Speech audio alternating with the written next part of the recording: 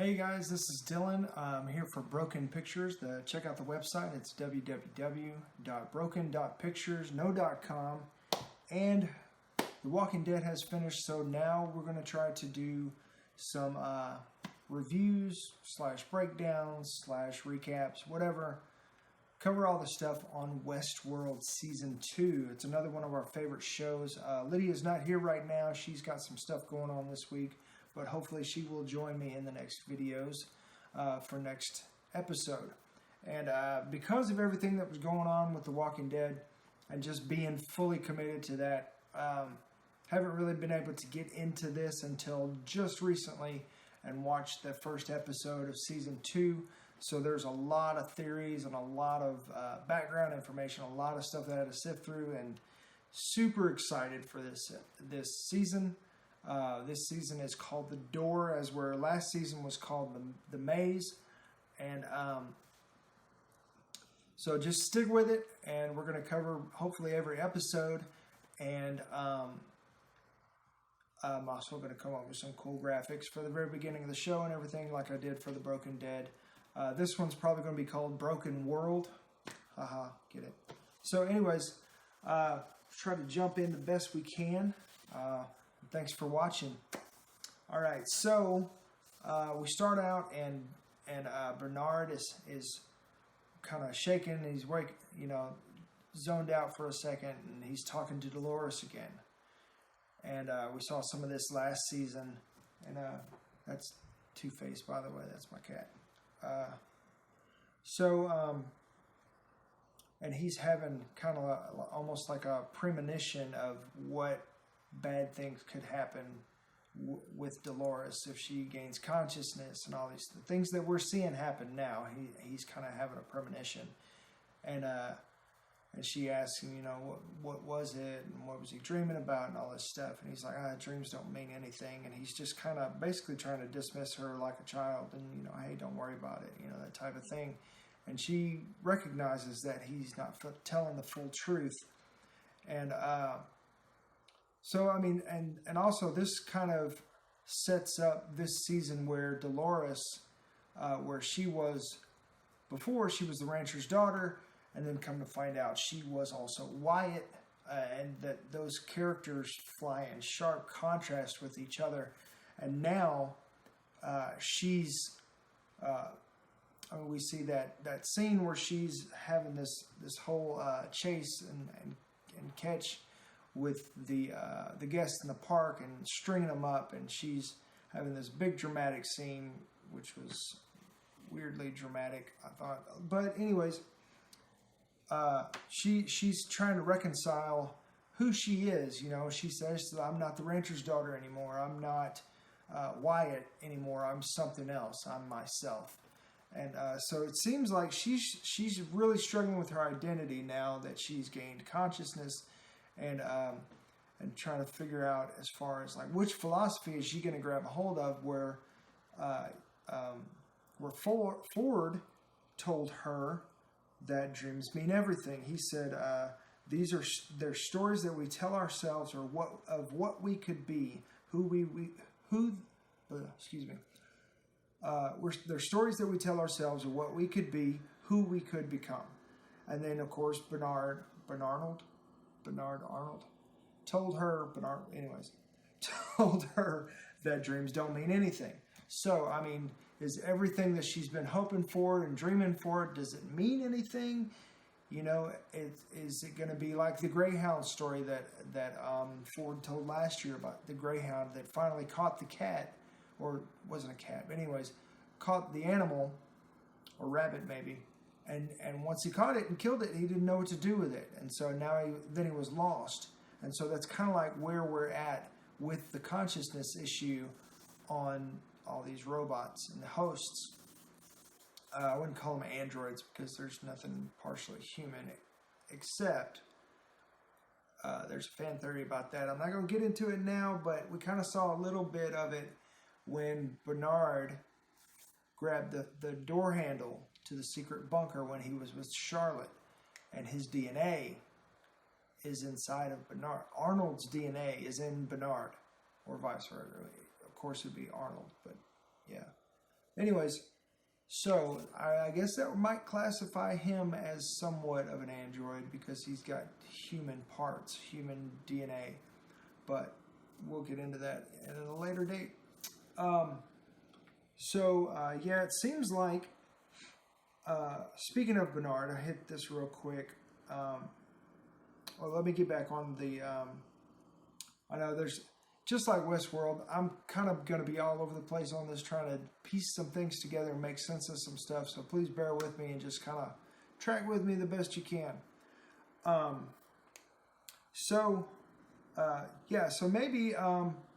maybe both of those philosophies that between Ford and Bernard, maybe both of those philosophies are true, and Dolores is just too immature at this point to be able to know when to apply each philosophy. You know, I mean, sometimes you have a dream that just, you wake up and it feels so real, and sometimes it doesn't mean anything. And you have enough maturity and experience to say, no big deal, that's not going to mean anything. But then sometimes, we have like deja vu or something like that, and or we have a dream or a vision, and it gives us guidance or direction or something like that, and it means something. And so I mean, that's kind of up to our own discernment and personal experience and all that kind of stuff. But Dolores, being basically just birthed consciousness, really doesn't have anything to compare that to or build upon, and so she's really at odds between what's what. This, just like a child, everything's black and white. It can't be both things. It must be one or the other. It can't be complicated. Well, of course it's complicated. That's life. But she doesn't know that yet. She's still a child in a lot of ways. So, so Bernard, we see Maeve, her storyline, she is trying to find her daughter, and that seems to parallel with the story that we had last season with Bernard and his son, where there was a host and their child. Is it real? Is it fake? And all that kind of stuff. Is it only real if it seems real, or if it feels real? A lot of the questions that Maeve asked Sizemore. And of course, Westworld is going to explore those, and that's one of the great things about this show that we really enjoy, is just asking these hard questions, especially nowadays that we've got our first citizen AI. So it kind of applies. It's kind of very relevant today. So, all right. So let's get into timelines. Of course, last season there were several timelines, and we didn't even know that what was happening and how many timelines or what meant what until about halfway through the season, and then we start connecting the dots, and oh my gosh, this is crazy, and it actually starts making sense. So now, based on what we know about last season and how they do things, we can kind of start to piece together how things might go this season. So we've got, looks like, several timelines for Bernard. We've got looks like 30 years ago, the talk in the very beginning between Bernard, and Dolores. And then we've got Bernard with no glasses, where he's found on the beach and literally his glasses wash away. And you could read into that and say that that's his vision, that's his mask that he wears, or anything like that. But it washes away. And then of course, the beach also washes upon his watch next. So, I mean, you could read into that saying, hey, we're looking at different time phrases now, or time lines now, where time doesn't really mean a whole lot. We're washing that out of the way. And so there's that timeline where Bernard is found on the beach by the Delos team. And then there's another timeline that seems to be, the timeline where he's washed up on the beach, they confirm that that's 2 weeks after the incident where Ford was shot and the attack on the guests of the board. And so then looks like Bernard's third timeline is where he's still wearing the glasses almost immediately after the party, and he's on the run with Charlotte and some of the other guests or board members. And then there's another timeline that we get a peek of in one of the trailers, and it's got Bernard and it's got Dolores. There's a theory that going on, and we'll get into that later, so stay tuned. We got other videos coming where I'll try to explore that. So, but is this, it looks like it's in a more modern time, so is this outside the park? Is this Future World? Future World was the sequel to the original Westworld movie, and so that could be one of the parks that they mention in the show. So, I mean, could it be Future World? Could it be, it could be anything. But that's another timeline that we've got with Bernard. And so, of course, Dolores' timelines, we've got the Bernard and Dolores talk from, the very beginning of the park when Arnold is still alive. And then we've got the one that we just discussed that could potentially be Future World. And then we've got what seems to be the current present timeline where Dolores is on a warpath, and her and Teddy and Clementine and all the other hosts are wiping out the guests. And so, okay, that looks like the three timelines we've got for Dolores so far from this first episode. By the way, the first episode is called Journey into the Night.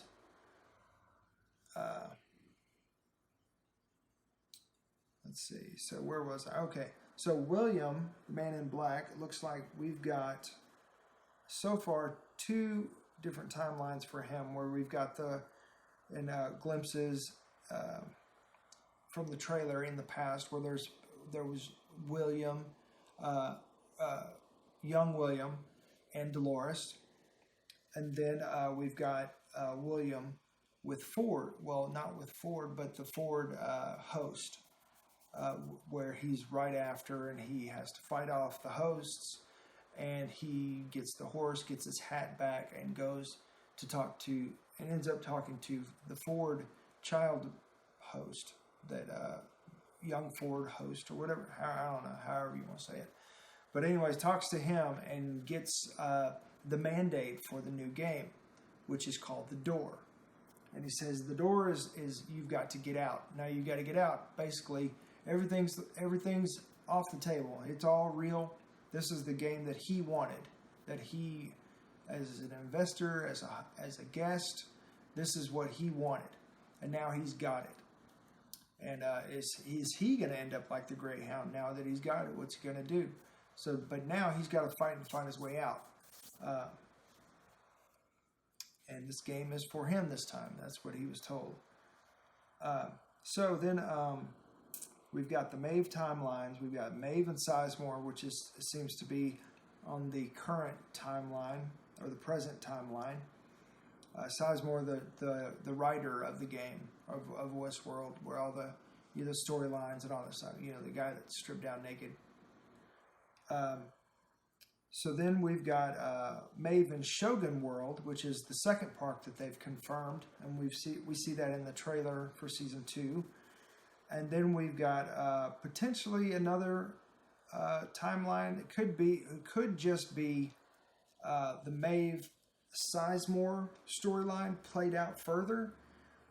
But there's a scene where Maeve and Dolores have an interaction, and that could be a different timeline, or it could be happening within the Maeve Sizemore timeline, just played on a little bit later. We'll see. Okay, so a couple things. Abernathy. Charlotte is looking for Abernathy. That's her game plan. Abernathy is kind of like the MacGuffin. If you don't know what a MacGuffin is, look it up. That's a big Spielberg thing. It's kind of like the golden object, the chalice, the thing that that the entire story is based around. They have to get it, they have to protect it, it changes the story once they get it, it ends the story. It's the magical item. So Abernathy seems to, or at least that LED light bulb looking thing in their brain that's containing all 35 years of the park's information that she downloaded into him last season. Now he's lost. So she's looking for him to find that, and that all that information is the MacGuffin. That's the thing she's got to find in order to get extracted. When she brings Bernard and they find the hidden bunker that even Bernard didn't know about, and Delos is doing some shady stuff down there that apparently only really high ups in the company know about,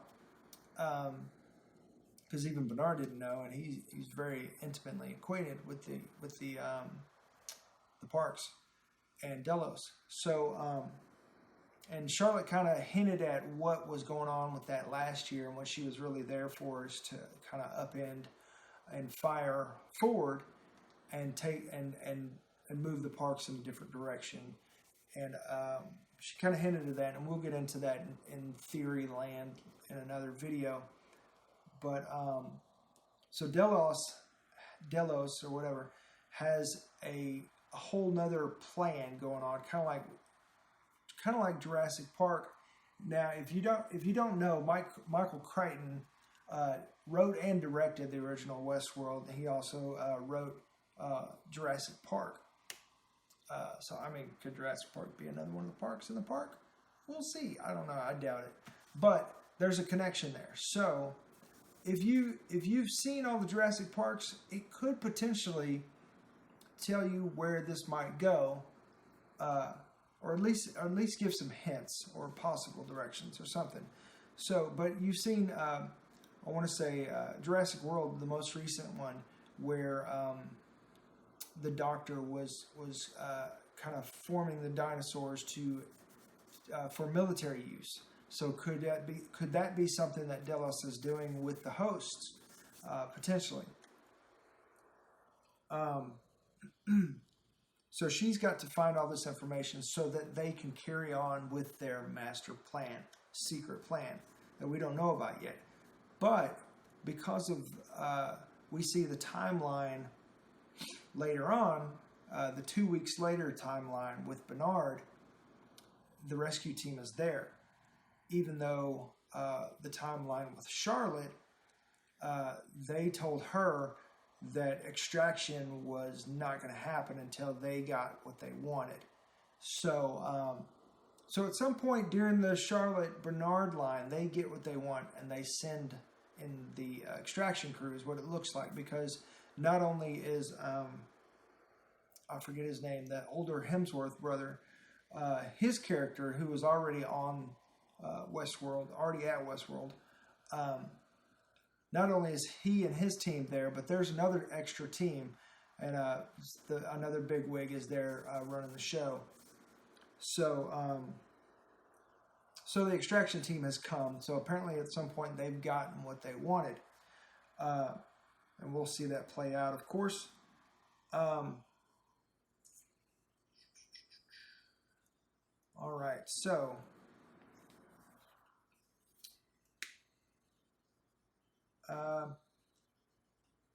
Let's see. Okay, so Dolores is also hunting for something, and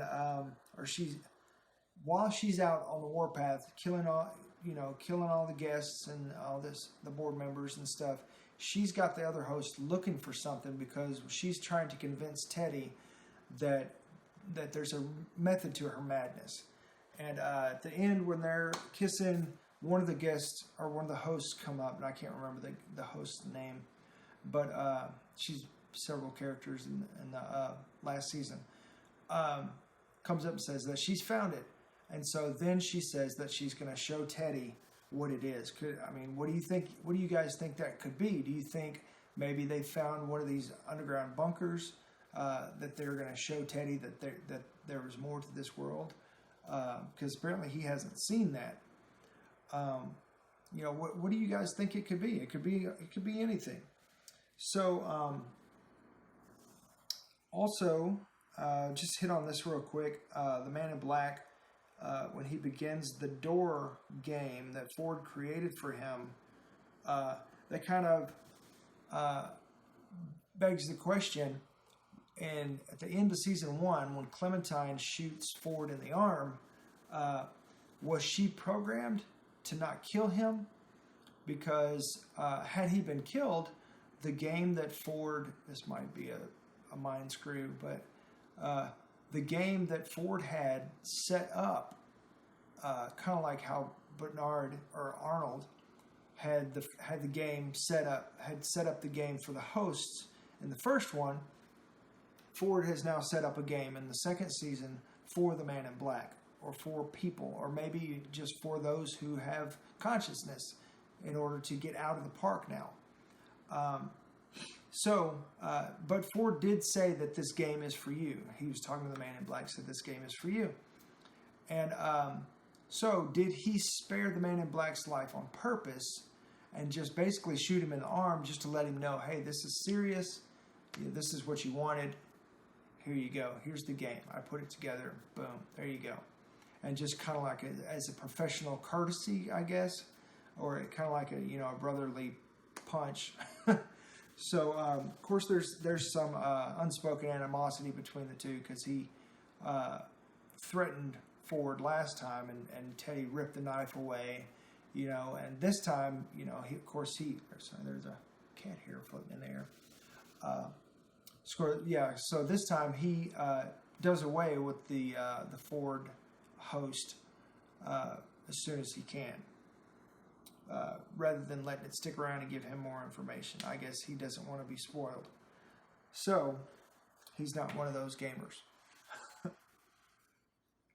All right, so let's get into Bernard and his glitching.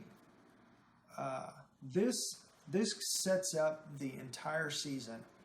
Bernard is glitching, and he goes in and finds out or reveals that all the hosts have this neural link, and they're all connected.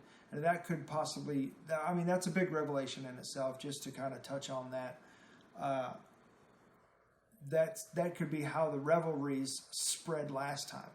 And that could also be how he could send information. Remember at the very end, he says that I killed them. And it could be possible that he told the hosts to meet somewhere, and then they ended up meeting there. What do you guys think about that, as far as like how did the hosts get there? And is that really Teddy in the water? So Bernard glitching. So he gets remember he fell down and he's leaking the brain fluid, and they showed how the inside of the head of the host works when they scalped the Native American from the ghost storyline. And they showed the insides, and they pull out the little LED light bulb looking brain of the host, and there's like some gel in there. It's kind of like brain fluid, and it might work like a radiator, and it keeps it from overheating or something like that. And maybe that's why he needed to inject more into himself. He was getting low. He was leaking it. So now that he is injected this brain fluid into himself, obviously that's pushed back his 7-hour deadline that he was given by the diagnostic, because the next timeline is 2 weeks after. So he's obviously been able to push it back 2 weeks, and he's still struggling with the handshaking and everything. So he's still does that mean that his shutdown is still imminent? And also, if you've seen any of the trailers, there's a little clip where Charlotte finds other Bernard hosts, and finds out that Bernard is a host. So has he swapped bodies at this point to escape his imminent shutdown? Swapped consciousness into another body, potentially? Has he dealt with Charlotte? Is that why Charlotte's nowhere to be found in the 2 weeks later timeline? What do you guys think about that? How do you think things went down or are going to go down? Let's see. Where am I? All right, so yeah, there's a couple things that the diagnostic told Bernard about what he was experiencing and what's happening, and it really sets up this entire season and how we're getting it sets up to make sense within the plot how we're getting the different timelines now. So 5 things that he's having a problem with. Number 1, loss of motor function, and that just means he's losing control of him. So you saw him stumble; his hand is shaking, so he's losing control of his senses, like his body. Number 2, cognitive dissonance. If you don't know what that is, this is what Wikipedia says. It says the mental discomfort or psychological stress experienced by a person who simultaneously holds 2 or more contradictory beliefs, ideas, or values. The occurrence of cognitive dissonance is a consequence of a person performing an action that contradicts personal beliefs, ideals, and values, and also occurs when confronted with new information that contradicts said beliefs, ideals, or values. So, right now, Bernard is trying to figure out where he fits in with this robot uprising, because he's recently found out that he is a host, so he's got to identify with them in some fashion. But up to that point, he believed he was human, so he identifies with both. So he's split, kind of like Dolores said. He's of several minds about it. And so he's having some cognitive dissonance where his brain can't decide what's right and what's wrong. And I think that Dolores is probably experiencing the same thing right now,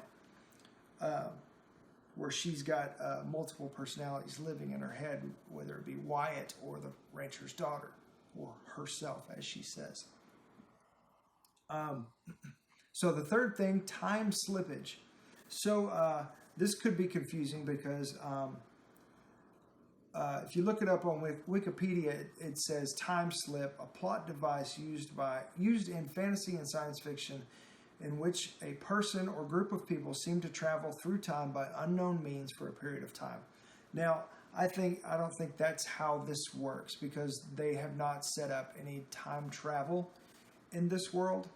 So that would be out of the blue. That doesn't really make sense in this world.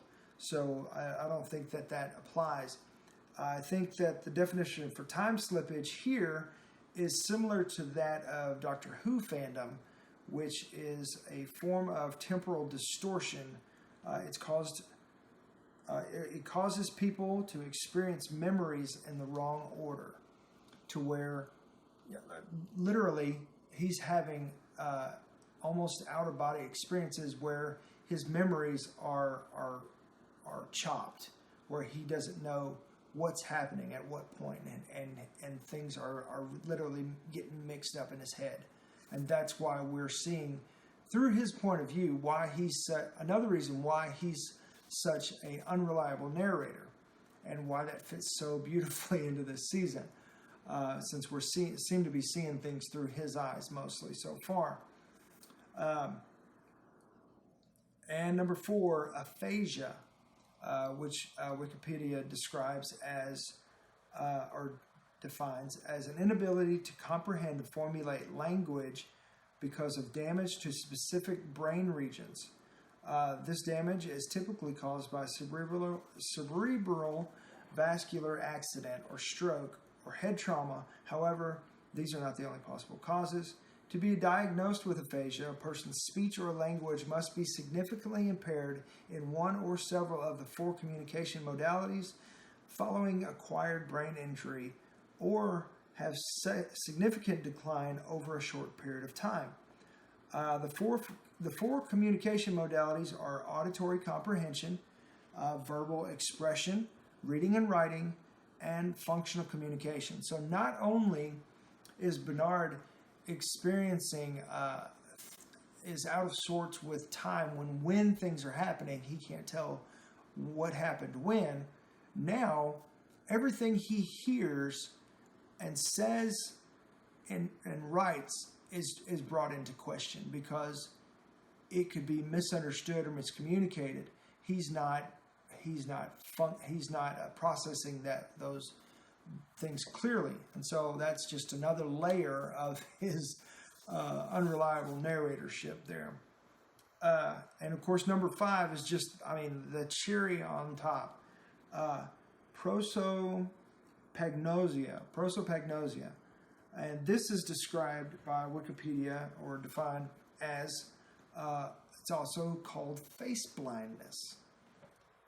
It's a cognitive disorder of face perception in which the ability to recognize familiar faces, including one's own face, is impaired, while other aspects of visual processing, object discrimination, and intellectual functioning, decision-making remain intact. So his decision-making process is intact, and his ability to identify objects, or what does it say? Simple objects is later on in the definition it describes that the ability. This is an actual thing.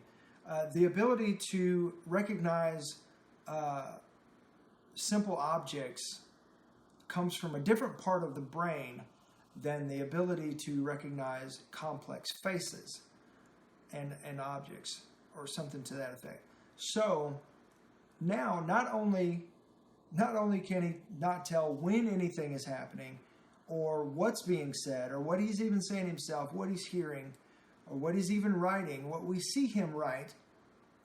Now, the people that are saying it are also brought into question, as where like last season where he was seeing the photo of Ford and Arnold and another man, he was not seeing himself until he figured out he was a host. Then that he was patterned after Arnold. Then he was able to see himself in that picture. So now we're dealing with a similar thing where everyone he's seeing and everything they're saying could be revealed to be something completely different later on in the season. Once the storyline is righted and revealed to the audience. So this is good. This is going to be fun. I'm super excited for this season. This episode was really good, an hour and a half, nice meaty episode, even though it was still filled with mystery and all kinds of stuff that I have no clue what it means. That's part of the fun. And there's a lot of buzz around this. Everybody's getting on the wagon with this show. It's a great show, and I'm happy to be on it too. So stay tuned. Thanks for watching. I'm here for Broken Pictures. That website is www.broken.pictures. My name is Dylan. Peace.